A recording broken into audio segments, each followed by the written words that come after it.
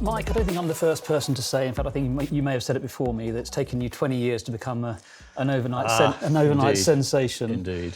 And it'd be easy for people to think that that's kind of all about the bel canto and the award winning of that, but I suspect there's an awful lot more that's come together at this time. What's it been all about? It's about a lot of hard work over a long period of time by a lot of very committed, smart people. The coalition of all of that work, effort, ended up creating a product called the bel canto. And it all came together, and that gave us a sort of a turbo boost. Welcome, Rob, to our new offices at the Yard in Maidenhead. This is our new environment, which we're very pleased about. So the bel canto pictures. And the bel canto pictures and the bel canto classic that we are incredibly proud about. But I look forward to showing you around. Great. Cheers. Setting aside the difficulty of making a watch of this complexity, it's easy to say that it was something obvious that you should be doing. But there's no obvious demand out there for chiming watches costing a few £1,000. No, I defy anybody. Quite the opposite, if anything. Yeah, I'll defy anybody in a piece of market research to. You are not going to find a focus group that is saying what we need is more chiming watches. No, and therefore a bit of gut instinct and a fair dose of luck as well. So into the watch clinic, Rob. Proper workshop. Yeah, noisiest room in the building, not. All diligently working away. A big step up and a big change from the facility we had in Park Street. The most obvious thing, as I say, is that the team are now together as one team. So this is all servicing and repairs done here, worldwide? Yeah. You can get 5,000 watches a year through here? Yep. Yeah. Wow. These guys are efficient. But actually, the end of 2022, I mean, I would say again, it wasn't a time that people were crying out for a chiming watch that you could spend, what's the price, $4,000 online? Three and a half in the UK. apologise.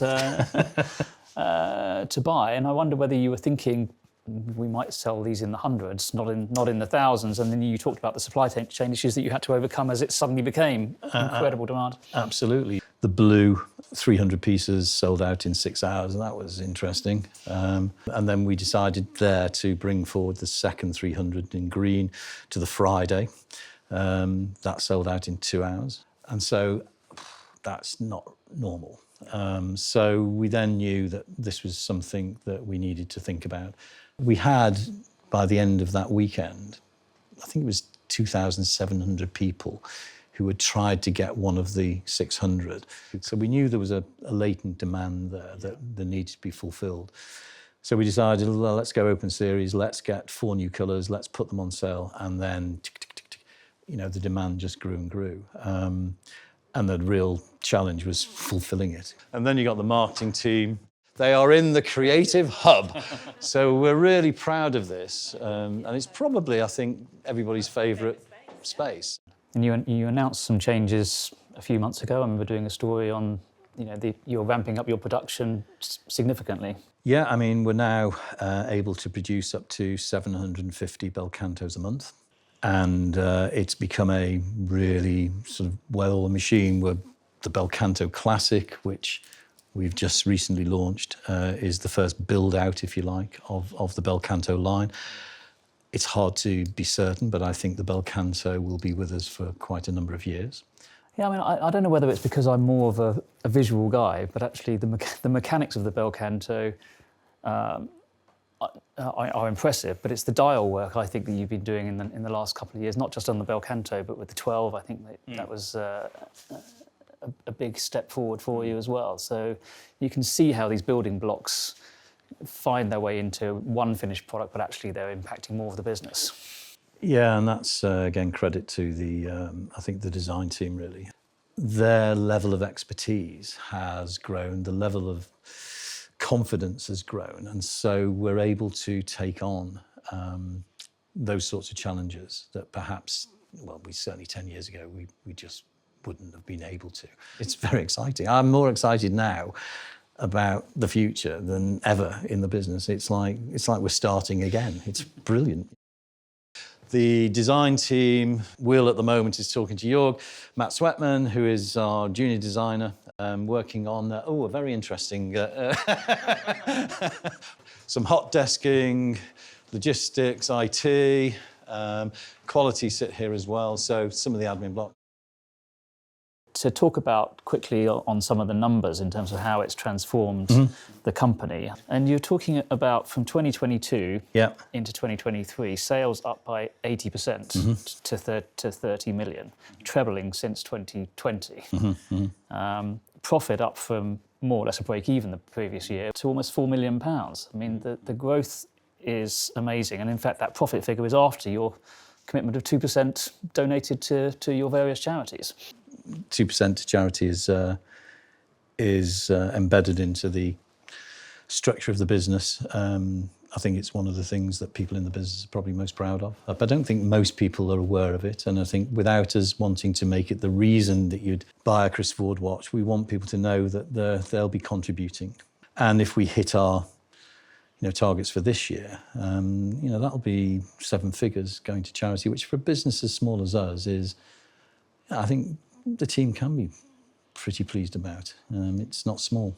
Well, we know the United States became your biggest market a couple of years ago now. Yeah. It's something you've invested in more. Is that the direction now where obviously the UK is still an extremely strong market. I think in their last accounts, 9 million compared to 12 million in the States. Is there a particular emphasis on growing faster outside of the UK than here? Yeah, I mean, the big push is into the United States, has been for some time. As you rightly say, we've invested in people out there. Mike Pearson has joined us, came from Zodiac, and has done an amazing job in allowing the watch communities, of which there are many in the US, to see and feel Christopher Ward in the metal as well as virtually through the website. We're now able to have not just one showroom, but 3. So we can customise and bespoke your watch for you in front of your eyes, yeah? And it's just a really great environment for people to connect with the brand.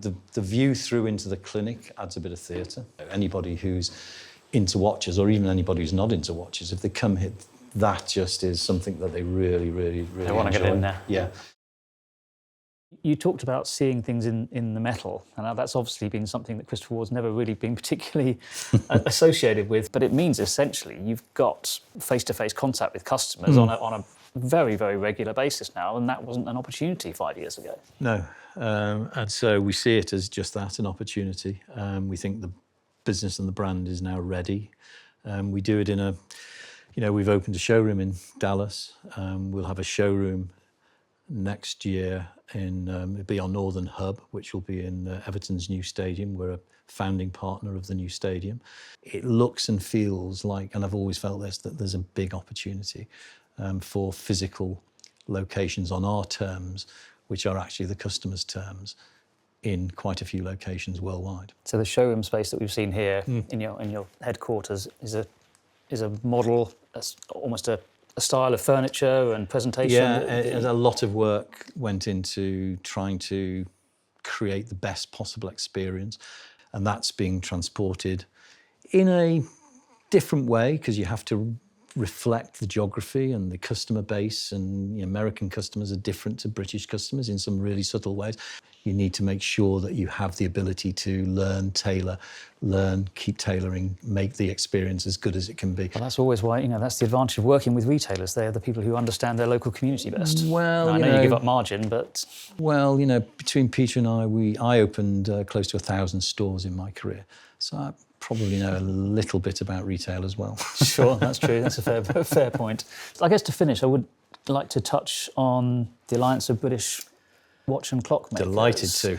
I can be cynical about quangos and cooperatives and all this these sorts of things that can find themselves quite quickly justifying their own existence rather than making anything happen. But I would say hats off. You've achieved way more than I expected in the first few years. I thought the British Watchmakers' Day earlier this year was phenomenal, and look forward to next year's edition as well. What's actually happening in terms of ensuring that the individual parts of the British watch industry add up to more than their some of the parts. Some of their parts, yeah. The purpose of the Alliance is to effectively put some sunlight onto the British watch industry. And I think things like the British Watchmakers' Day and the first bellwether report that has ever been commissioned on the industry in this country, we're also very keen to encourage more and more of the best talent wherever they are to come into the industry. We're just trying to facilitate those conversations, those engagements, and shine a light on it. And thus far, it's proven to be something that is of value to the 102 companies who are involved. But I think a lot of people would have thought that watchmaking is in the title, but your philosophy is more that the British are entrepreneurial, great designers, great at marketing, great at hustling, probably willing to roll up their sleeves and get stuck in a little more than other parts of the watchmaking world. Is that where we're likely to be over the next 10 to 20 years? Is it ever likely to get there? Could we get to German levels? I don't know. Nobody knows, but I suspect it's unlikely that we'll get to German levels. Might be wrong by that. I think we can be a leading player in terms of the development of new ideas in watchmaking. And we have such a rich heritage in mechanical engineering in this country. I still think it's in our DNA. What matters is that we encourage more people to get interested in designing, producing watches, buying watches in the UK than ever before. And that in itself should generate some sort of upward momentum. Great. Well, congratulations on the first 20 years. I look forward to the next 20. Congratulations on the new headquarters and showrooms. It's all looking great. Thank you. All right. Top man. Mike. Cheers. Cheers.